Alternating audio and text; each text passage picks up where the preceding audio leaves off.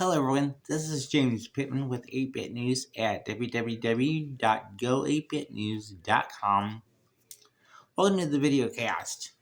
I wanted to touch base with you on a couple of interesting items we're following in the news. If you've been following the ICE situation in Minneapolis, you're probably seeing a lot of stories about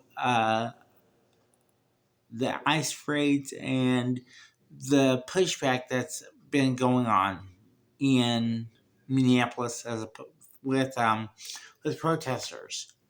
Now, I want to give y'all a heads up on something. This is something the mainstream media is not covering, but is important. On several occasions, independent news outlets have found that a lot of the protesters who are demonstrating are actually being paid to demonstrate. They're not there spontaneously. There's been evidence uncovered where bricks and rocks and pieces of concrete are actually dropped off to different locations in a city. And then those objects are used to break windows, to set fires, to allow people to enter buildings and loot and take merchandise that does not belong to them. That's theft, of course, but that's serious business when you're talking about multiple businesses and multiple people who own them. And most of these people, they're actually getting paid to do this. They're literally earning money to do this. Somebody is funneling millions and millions of dollars to have these people protest to look good on paper, to look good on the news, to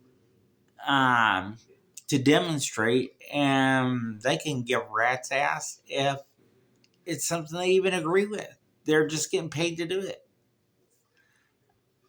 My 2 cents on that: if you're getting paid to protest, I hope you got a good lawyer, because you certainly deserve to go to jail or prison or pretty Got the key, throw it away. See you later. Bye. Number 2, let's talk about Iran. There's a lot of protests going on over there. All 31 of the Iranian provinces are now reporting protests. The Iranian government actually was going to execute people who were involved in the protests, but now they're not, because Kurdish fighters who are somewhat against both Iran and ISIS and all the other bad actors,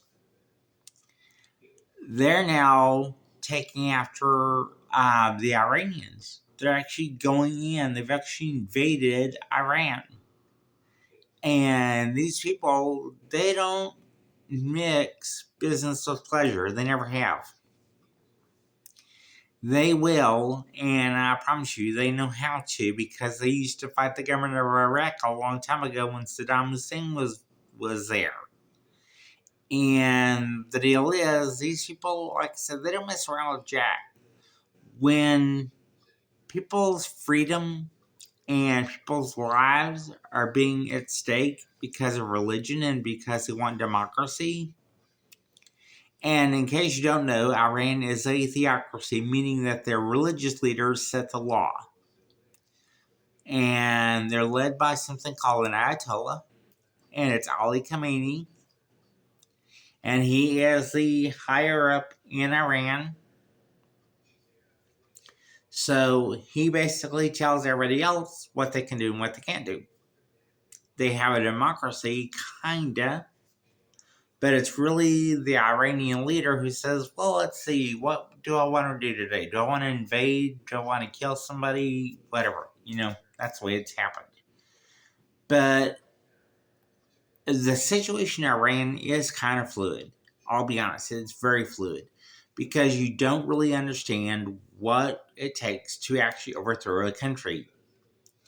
Now, the people in Iran, they are demonstrating for democracy. They are tired of the Ayatollah. They don't want him anymore. Let's just put it that way. So basically, what they're saying now is enough is enough. They cannot stand being ruled by a dictator who, for like the past almost 50 years, has told them what they can do. And basically, they're sticking the middle finger to the Ayatollah and saying, no more. Basically, end of story. And you know what? Guess what? That's it. Go Texans in the playoffs, and I'll see you later. This is James Pittman reporting for 8-Bit News at www.go8bitnews.com. See y'all later. Bye.